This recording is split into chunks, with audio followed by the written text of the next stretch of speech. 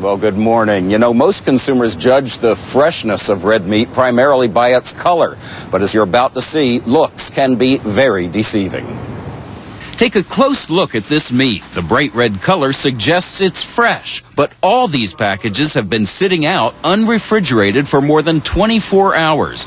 This is what ground beef normally looks like after 24 hours at room temperature. What's the difference? The bright red meat is packaged with a small amount of carbon monoxide to keep it looking fresh. The chemical itself in such a tiny quantity is harmless, but critics of the process say it still puts consumers at risk. So when consumers are in the supermarket, they can't tell the difference between a fresh piece of meat and a piece of meat that's been sitting on the shelf for several weeks.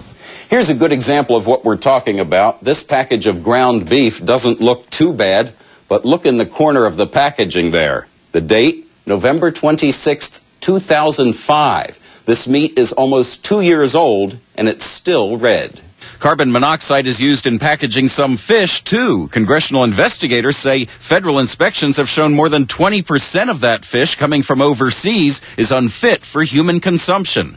Some major food retailers, including Tyson's, Safeway, and Giant, recently stopped using carbon monoxide. But the American Meat Institute Foundation says it's perfectly safe, arguing that consumers are smart enough to know that if a product were temperature abused by being inadvertently left on a counter or forgotten in the trunk of a car, they should throw it away. Consumers also know, they say, that if meat smells bad, looks or feels slimy, or if the use-by date has passed, don't buy it.